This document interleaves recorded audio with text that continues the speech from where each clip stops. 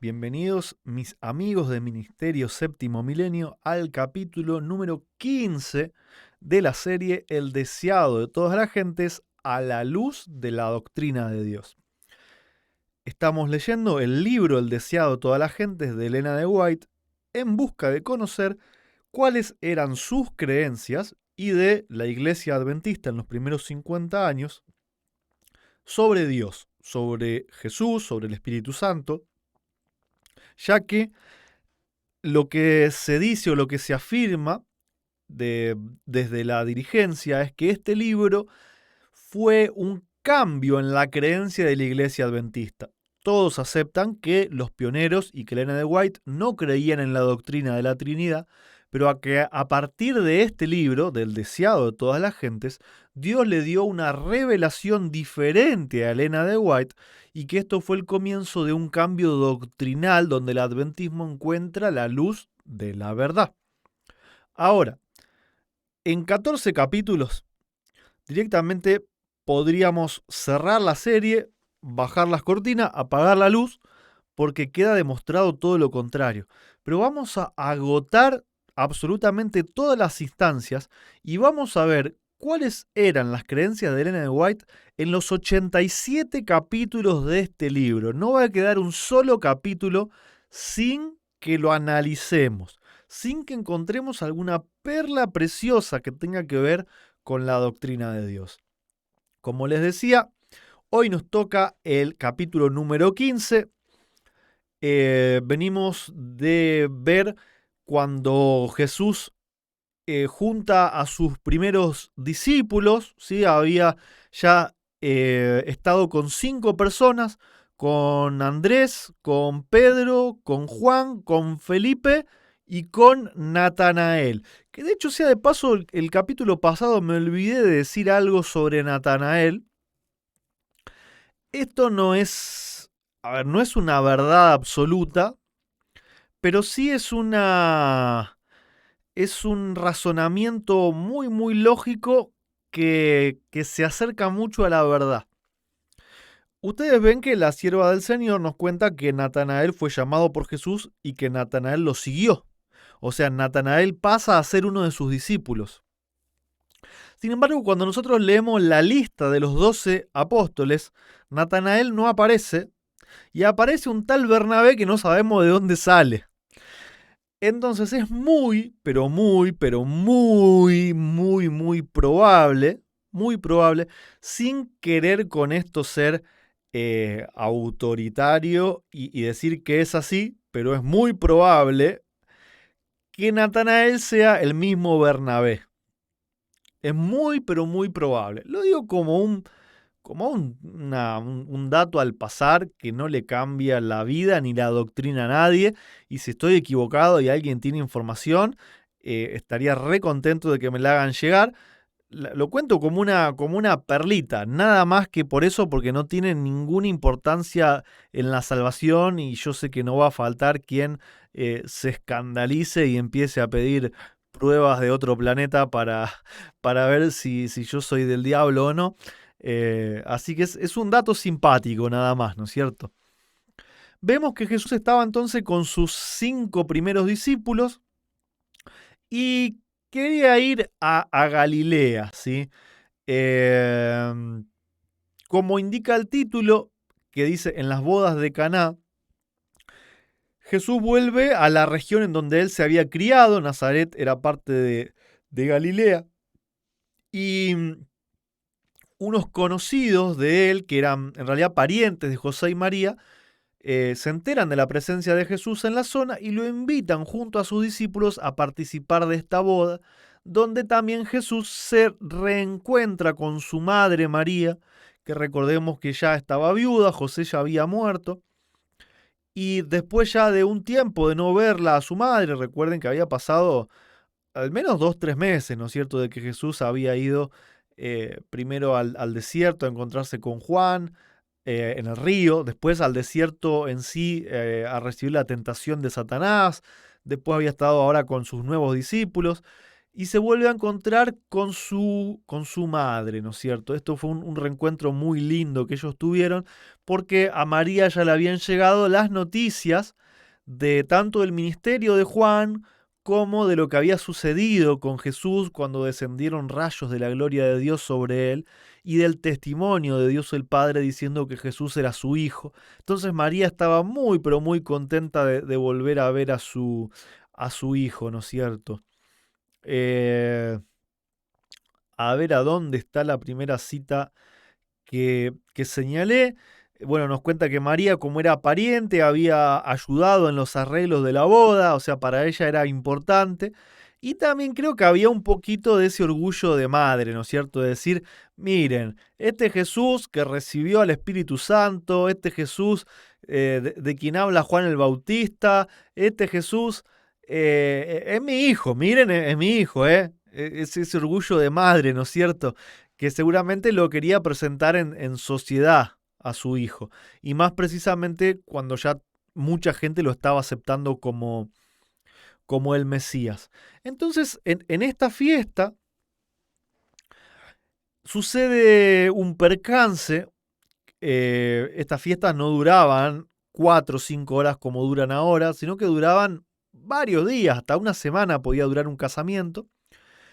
Y entonces María se le acerca a Jesús y le dice, se están quedando sin vino y viste que eso para los invitados puede ser un signo de mala educación.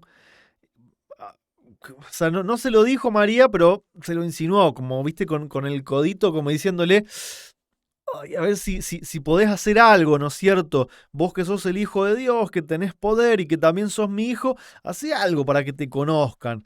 Tal vez esos podrían haber sido los sentimientos de María, ¿no es cierto? Sin embargo, Jesús le contesta, ¿qué tengo yo contigo, mujer? Aún no ha venido mi hora.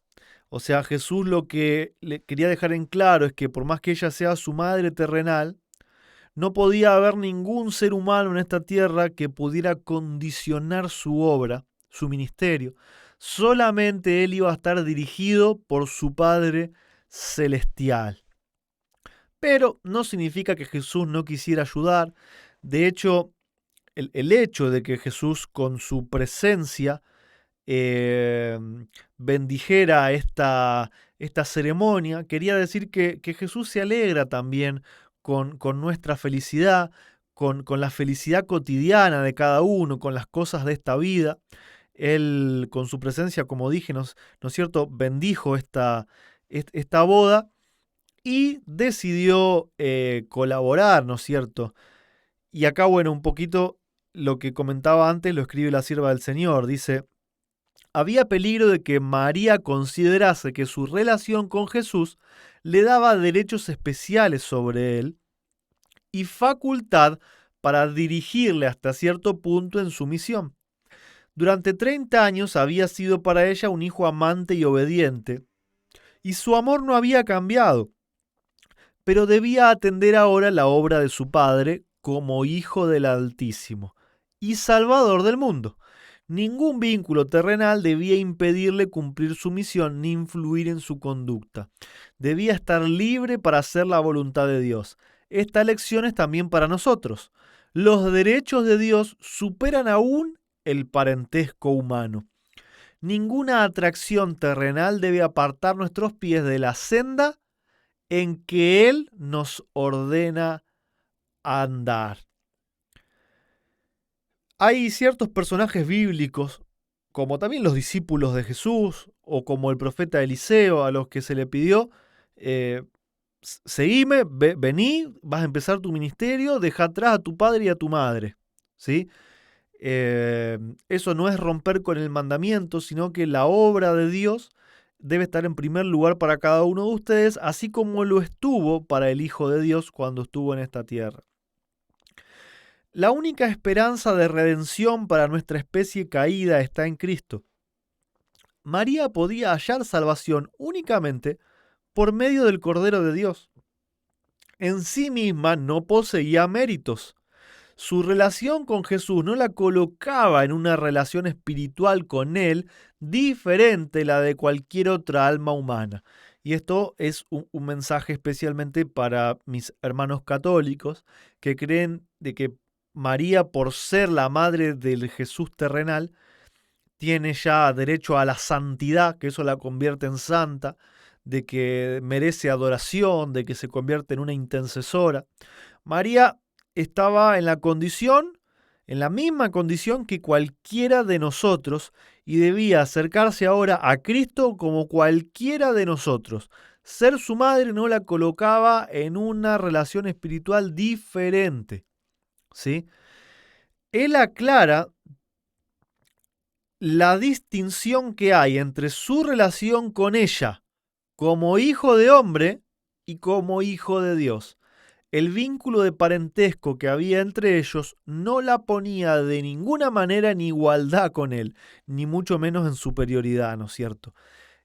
María tuvo la bendición de que en su vientre se gestara esta identidad divina, ahora como un ser humano, pero María tenía que entender de que Jesús en realidad era existente por el Padre desde miles y millones de años antes de que ella siquiera estuviese en los planes de nacer en este mundo.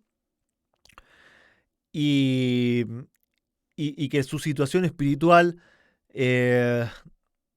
debía ser especial, debía acercarse a Cristo como Salvador, y esto era un poquito diferente a la relación que ella tenía como madre, ¿no es cierto? Tenía que acostumbrarse ahora a esta novedad. Entonces sigue contando cómo pasó la fiesta, ¿no es cierto? Eh,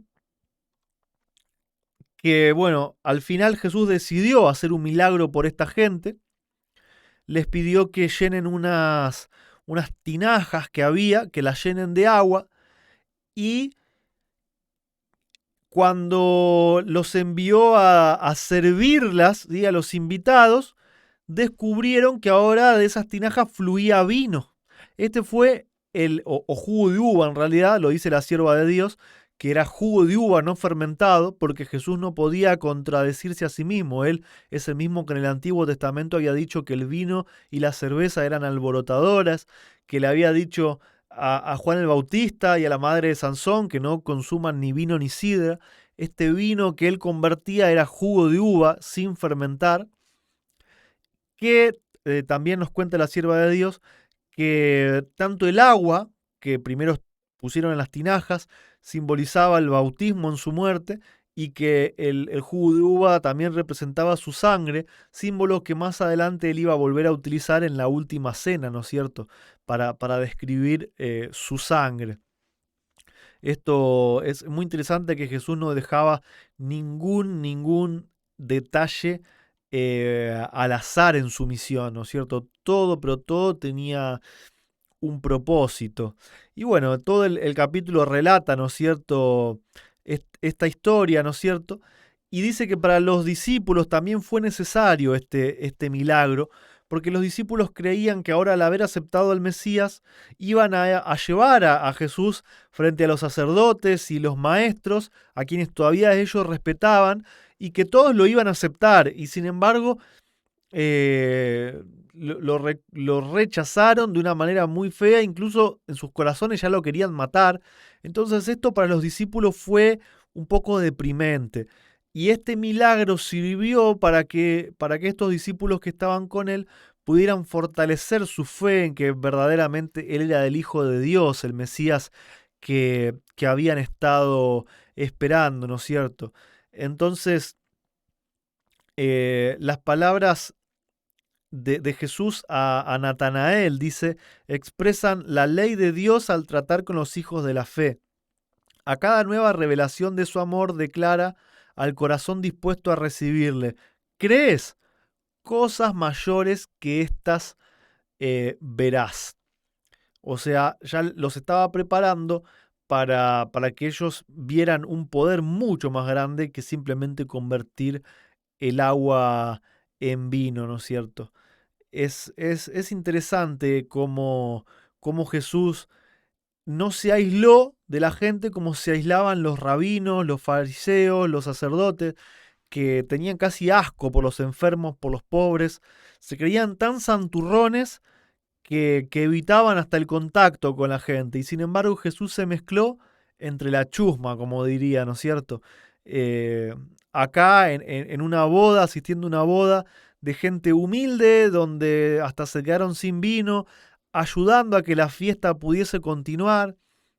Esto también habla de un Jesús eh, como un hombre, como un hombre como nosotros, ¿no es cierto? Que también tuvo tristezas, alegrías y los mismos sentimientos y las mismas emociones que nosotros podemos tener en esta tierra, ¿no? No fue un extraterrestre insensible que pasó por acá totalmente frío, diciendo a todo que no para no pecar, que murió y que listo se fue. O sea, fue exactamente como ustedes y como yo, ¿no es cierto? Acá nos dice la sierva que Jesús empezó la obra de la reforma poniéndose en una relación de estrecha simpatía con la humanidad. Aunque mostraba mayor reverencia por la ley de Dios, también reprendía la presuntuosa piedad de los fariseos. Es lo que comentaba anteriormente, ¿no es cierto? Él vino a demostrar que iba a estar con el ser humano eh, en todo momento y en toda circunstancia. Seguimos avanzando y bajamos entonces hasta esta cita para hacer una reflexión y una comparación, ¿no es cierto?, en cuanto a la simpatía que Jesús tuvo por la gente, en contraste a cómo eran los sacerdotes y los fariseos. Se nos dice a nosotros: nunca debemos dar al mundo la impresión falsa de que los cristianos son un pueblo lóbrego y carente de dicha.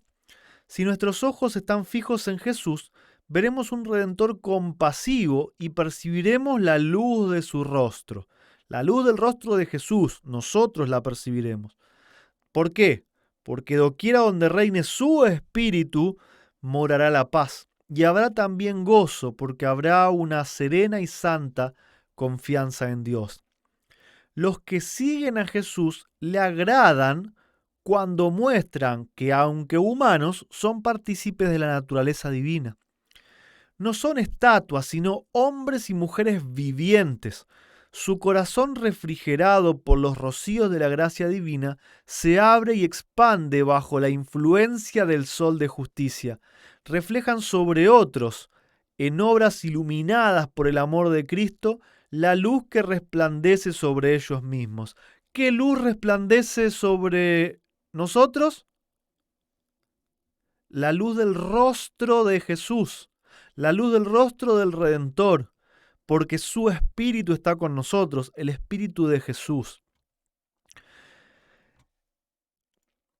Es muy importante que entendamos esto, porque como cristianos, Cristo puso el ejemplo de que somos una luz, que si nos ponen debajo de una mesa o nos encierran dentro de una habitación, no vamos a alumbrar a nadie o vamos a alumbrar apenas un poquito el sector en donde nosotros estamos. Pero esta luz que Dios nos llama a hacer es una luz que tiene que alumbrar el mundo entero. Por eso nosotros, como hizo Jesús, tenemos que relacionarnos con todo tipo de personas. No importa ni raza, ni religión, ni sexo, ni clase política, ni clase social o económica. Nosotros tenemos que relacionarnos con todos, tenemos que compartir a Cristo con todos y tenemos que también disfrutar las pequeñas cosas de la vida con las demás personas sin acostumbrarnos a eh, las costumbres del mundo, valga la redundancia, ¿no es cierto? Sin apartarnos de la ley de Dios. Cristo podía estar con todos, pero sin embargo Él acercaba a la gente a Dios en vez de Él acomodarse a las costumbres del mundo. Ese es el llamado que Dios nos da, que cada uno de nosotros pueda ser un centro de influencia para que la luz del rostro de Cristo pueda brillar sobre cada uno de nosotros, que podamos tener su espíritu para compartirlo con los demás. Que Dios los bendiga a cada uno de ustedes. Les recuerdo que pueden suscribirse al canal, que pueden comentar, que pueden compartir para colaborar así con este ministerio y que la verdad pueda ser llevada a todo el mundo en esta generación. Que Dios los bendiga.